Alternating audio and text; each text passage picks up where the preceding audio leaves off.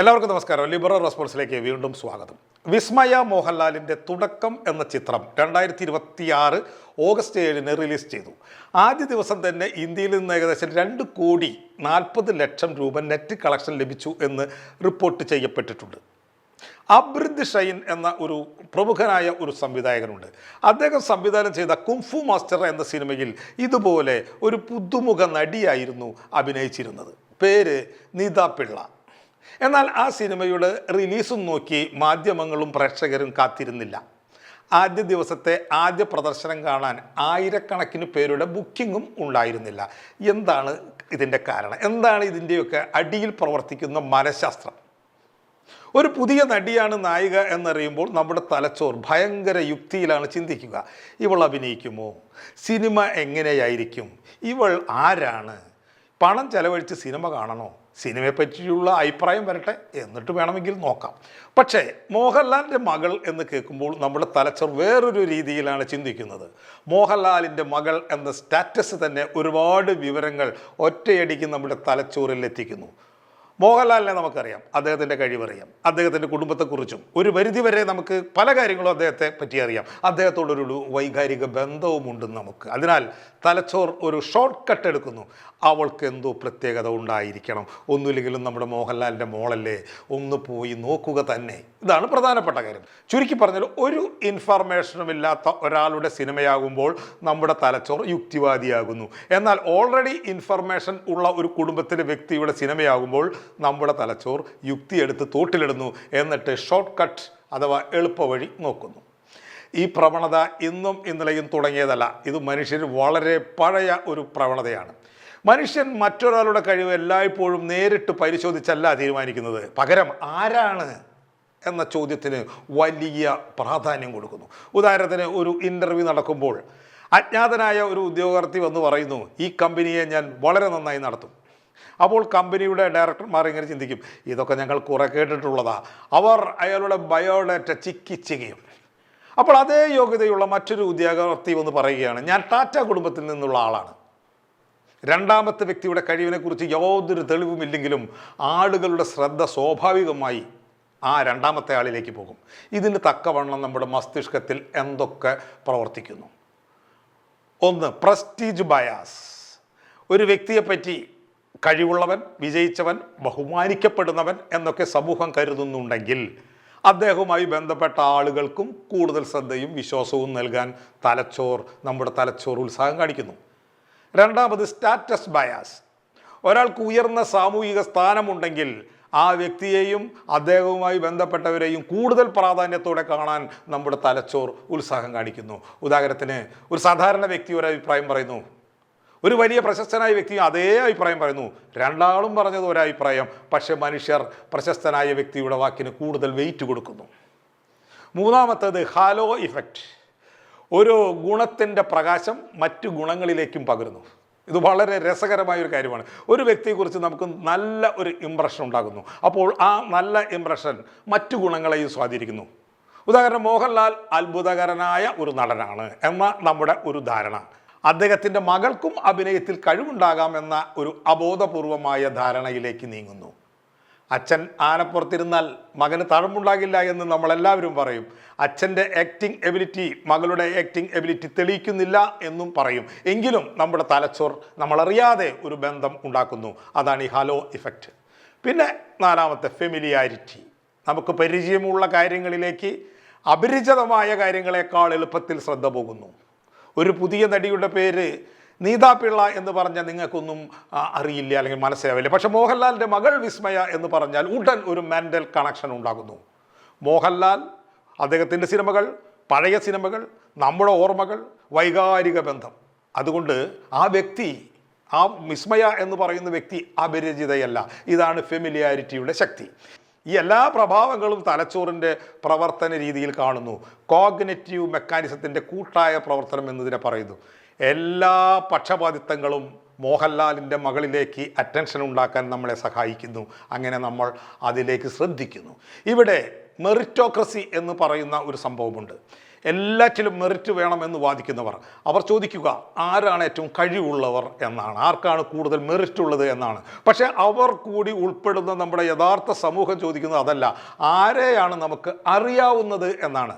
അതിനുശേഷമാണ് ഇയാൾ എത്ര കഴിവുള്ളവനാണ് എന്ന ചോദ്യം വരുന്നത്. അതുകൊണ്ട് ശ്രദ്ധ ലഭിക്കാനുള്ള കഴിവും ഒരു സാമൂഹിക മൂലധനമാണ് എന്ന് നമ്മൾ മനസ്സിലാക്കണം. പണക്കാരൻ്റെ മകൻ പണവുമായി തുടങ്ങുന്നത് പോലെ പ്രശസ്തൻ്റെ മകൾ അറ്റൻഷനുമായാണ് തുടങ്ങുന്നത്. അതുകൊണ്ടാണ് വിസ്മയ്ക്ക് ആദ്യ ദിനം 2,40,00,000 രൂപ കിട്ടിയത്.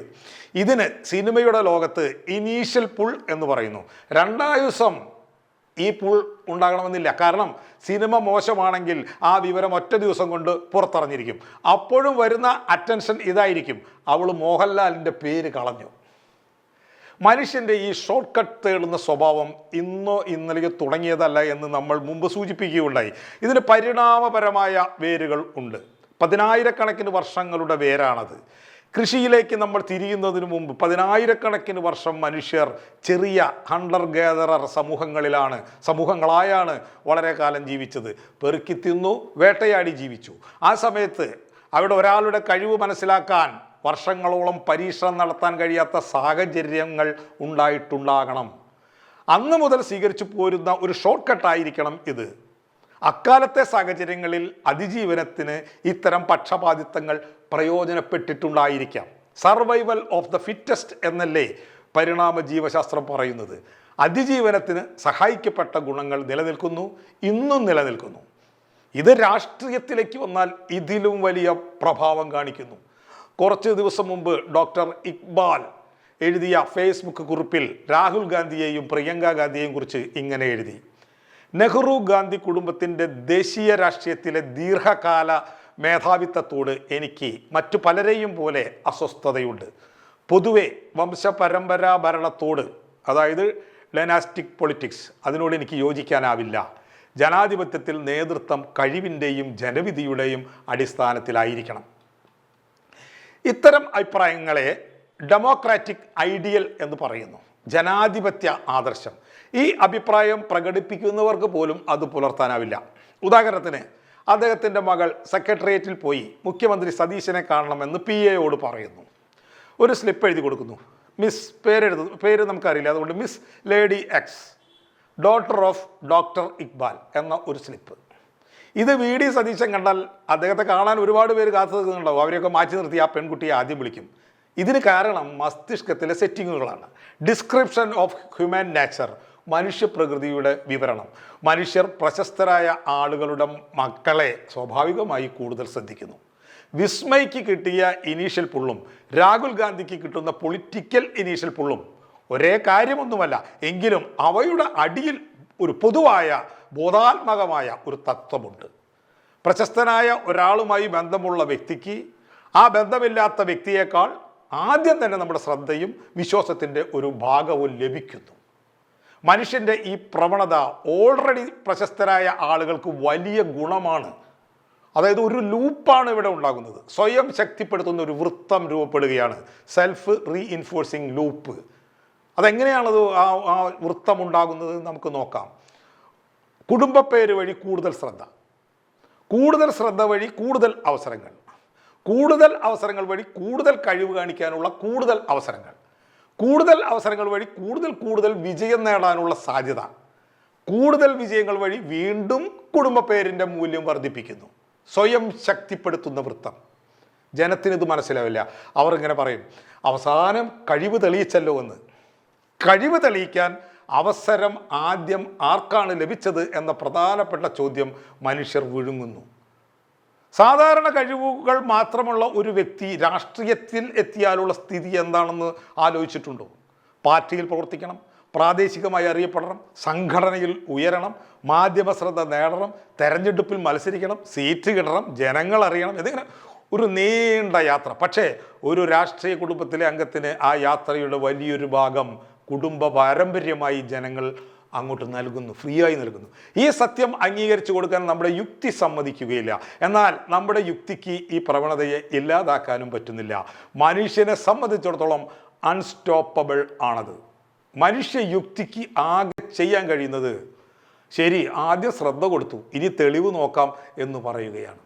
അതുകൊണ്ട് ഈ ലോകത്ത് മനുഷ്യർ ഉള്ളിടത്തെല്ലാം താഴെ പറയുന്ന എല്ലാ വംശപരമ്പരകളും ഡൈനാസ്റ്റികളും കാണപ്പെടുന്നു. ഒന്ന് പൊളിറ്റിക്കൽ ഡൈനാസ്റ്റി, രാഷ്ട്രീയ വംശപരമ്പരകൾ; ബിസിനസ് ഡൈനാസ്റ്റീസ്, വ്യാപാര കുടുംബങ്ങൾ; റോയൽ ഡൈനാസ്റ്റീസ്, രാജവംശങ്ങൾ; ആർട്ടിക് ഡൈനാസ്റ്റീസ്, കലാകുടുംബങ്ങൾ; ഫിലിം ഫാമിലീസ്, സിനിമാ കുടുംബങ്ങൾ; അക്കാഡമിക് ഫാമിലീസ്, അക്കാദമിക് കുടുംബങ്ങൾ. അപ്പോൾ ഇതാണ് മസ്തിഷ്കത്തിൻ്റെ ശീലവും പക്ഷപാതിത്വങ്ങളും എന്ന് മനസ്സിലാക്കിയാൽ എന്താണ് സ്വതന്ത്രമായി ചിന്തിക്കുന്ന ഒരു വ്യക്തിക്ക് ചെയ്യാൻ കഴിയുക? പക്ഷപാതം കാണിക്കുന്നതിൽ നിന്ന് മോചിതനാകണം എന്ന് പറയുമ്പോൾ പക്ഷപാതിത്വം ഉണ്ടാകില്ല എന്നല്ല, തീർച്ചയായും അതുണ്ടാകും. അങ്ങനെ ഉണ്ടാകുന്ന നിമിഷം അക്കാര്യം തിരിച്ചറിഞ്ഞ് നമ്മൾ തെളിവുകളിലേക്ക് പോകണം.